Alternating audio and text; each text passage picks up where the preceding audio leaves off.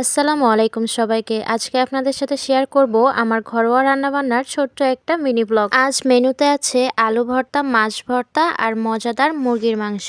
তাহলে চলুন শুরু করা যাক। তো প্রথমেই আমরা আলু ভর্তাটা করে নিব। আর আলু ভর্তা করার জন্য আজকে আমরা নিয়েছিলাম এই জলপাই আলুগুলো। এই জলপাই আলুর ভর্তা খেতে কিন্তু অনেক মজার। তো আলুগুলোকে এখন সিদ্ধ হতে দিব, তাই প্রেসার কুকারে সবগুলো আলু দিয়ে দিলাম আর পরিমাণ মতন পানিও দিয়ে দিলাম। এখন এগুলোকে সিদ্ধ হতে দিব।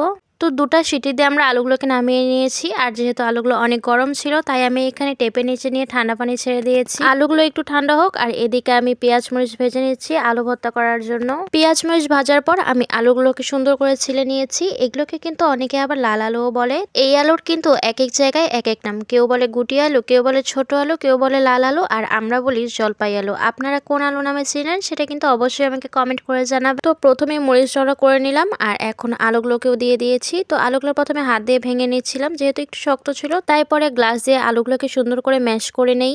আলু ভর্তা কিন্তু আমরা কম বেশি সবাই পছন্দ করি, আর এই শীতে গরম গরম আলু ভর্তা খাওয়ার মজাই আলাদা। মরিচ বাটার সাথে আলুগুলোকে ভালোভাবে মাখিয়ে তারপরে এখানে দিয়ে দিলাম খাঁটি সরিষার তেল। ভর্তার মধ্যে সরিষার তেল দিলে কিন্তু ভর্তার স্বাদটা আরো দ্বিগুণ বেড়ে যায়। আলু ভর্তা করা তো আমাদের কমপ্লিট। এখন চলে আসি মাছ ভর্তায়। মাছের একটা পিস ছিল, সেটা এখন ভেজে ভর্তা করব। ভর্তা করার আগে মাছের পিসটাকে ভালোভাবে ভেজে নিয়েছি আর ভাজার পর মাছ থেকে কাটাগুলোকে আলাদা করে নিয়েছি। আর এখন করে নিয়েছি মরিচের ভর্তাটা। তো মরিচ, পেঁয়াজ, রসুন আমরা সব এখানে দিয়েছি, দিয়ে ভালোভাবে মরিচ ভর্তাটা করে নিচ্ছি। আর এখন বেছে রাখা মাছ আর মরিচ ভর্তা দুটো একসাথে ভালোভাবে মাখিয়ে নিলাম আর তৈরি হয়ে গেল আমাদের মজাদার টেস্টি মাছ ভর্তা। আর এই তো দেখুন আমাদের দুটো ভর্তা এখানে রেডি, একটা আলু ভর্তার একটা মাছ ভর্তা, আর পাশে রয়েছে অল্প একটু মরিচ ডলা। ভর্তা ভর্তি বানানো তো শেষ, এখন চলে আসি মাংস রান্নাতে। মাংস রান্নার আগে পেঁয়াজ মরিচ সব ভালোভাবে কেটে নিয়েছি আর মাংসটাও সুন্দর করে পরিষ্কার করে ধুয়ে নিয়েছি। এখন পেঁয়াজগুলোকে দিয়ে দিলাম কড়াইয়ে। পেঁয়াজগুলোকে ভাজে নিতে হবে। তো পেঁয়াজগুলোকে একটু ব্রাউন কালার করে ভেজে নিয়েছি। যখনই দেখেছি পেঁয়াজের কালারগুলো একটু ব্রাউন হয়ে এসেছে, তখন এর মধ্যে সব বাটা মশলাগুলো দিয়ে দিয়েছি। তো অফ ক্যামেরাতে আমি সব বাটা মশলাগুলো দিয়ে দিয়েছিলাম। আর এখন দিয়ে দিলাম স্বাদ মতন লবণ। লবণ দেওয়ার পর অল্প একটু পানি দিয়ে মশলাটাকে ভালোভাবে ভুনে নিচ্ছি। মাংস রান্নার আগে মশলাটা যত ভালোভাবে ভুনা হবে মাংস তরকারিটা আরো ততটাই টেস্টি হবে। তো মশলাটাকে ভালোভাবে ভুনে নেওয়ার পর এখন ধুয়ে রাখা মুরগির মাংসগুলো এতে দিয়ে দিলাম। দিয়ে দেওয়ার পর একটু ভালোভাবে নেড়ে চেড়ে দিচ্ছি যেন মুরগির মাংসগুলোর সাথে মশলাটা ভালোভাবে মিশে যায়। মাংসটা যখন একটু রান্না হয়ে এসেছে, তার মধ্যে আমরা এখন পটলগুলো দিয়ে দিব।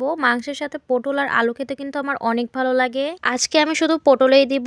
পটলটা দেওয়ার পর আর একটু ভালোভাবে নেড়ে চেড়ে দিব। আচ্ছা, আপনাদের কি মুরগির মাংসের সাথে পটল আর আলু খেতে ভালো লাগে? কার কার ভালো লাগে সেটা কিন্তু অবশ্যই আমাকে একটু কমেন্ট করে জানাবেন। তো একটু পরপর আমি ভালোভাবে নেড়ে চেড়ে দিচ্ছি। না আমি তরকারিটাকে ঢেকে দিয়েছি, না আমি পানি ব্যবহার করেছি। একটু পরপরই আমি এটাকে নেড়ে দিচ্ছি। এভাবে তরকারিটাকে কিছুক্ষণ ভুনে নিতে হবে পানি ছাড়াই। আর তরকারিটা ভুনতে ভুনতে তরকারিটা সুন্দর একটা কালার চলে আসবে। তো আর তারপরে এখানে দিয়ে দিলাম আমি গরম মশলা। গরম মশলা দেওয়ার পর তরকারির ঘ্রাণটা কিন্তু আরো দ্বিগুণ বেড়ে যায়। আমার তরকারিটা কিন্তু এখন অনেকটাই ভুনা হয়ে গিয়েছে। আর এখন আমি দিয়ে দিব পানি। যেহেতু আমরা ঝোল করে রান্না করব, সে কারণে পরিমাণ মতন পানি দিয়ে দিব।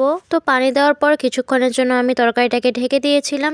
আর ঢাকনা খুলে দেখি তরকারিটা অনেকটাই হয়ে এসেছে। আর এখন এর মধ্যে আমি দিয়ে দিচ্ছি মাংসের মশলাটা। আর মাংসের মশলা দেওয়ার পর আমি আরো কিছুক্ষণ নাড়াচাড়া করে ঢেকে দিয়েছিলাম। আর কিছুক্ষণ পর যখন আমার তরকারিটা হয়ে যায়, তখন আমি তরকারিটাকে নামিয়ে ফেলি। এটা হলো তরকারির ফাইনাল লুক। ভর্তা আর মাংস তরকারি দিয়ে কিন্তু দুপুরের খাবারটা আজকে অনেক মজা করে খেয়েছি। তো আজকে আমার এই ভিডিওটা আপনাদের কাছে কেমন লাগলো সেটা অবশ্যই কমেন্ট করে জানাবেন। আর আমার ভিডিওটা ভালো লাগলে অবশ্যই লাইক, কমেন্ট এবং শেয়ার করে দিবেন। আজকে এই পর্যন্ত। সবাইকে আল্লাহ হাফেজ।